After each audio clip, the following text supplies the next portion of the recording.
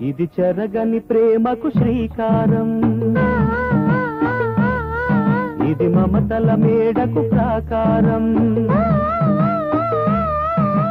పండిన కలలకు శ్రీరస్తు, పసుపు కుంకుమకు శుభమస్తు. కనివిని ఎరుగని అనురాగానికి కలకాలం వైభోగమస్తు, కలకాలం వైభోగమస్తు. ఇది చెరగని ప్రేమకు శ్రీకారం, ఇది మమతల మేడకు ప్రాకారం.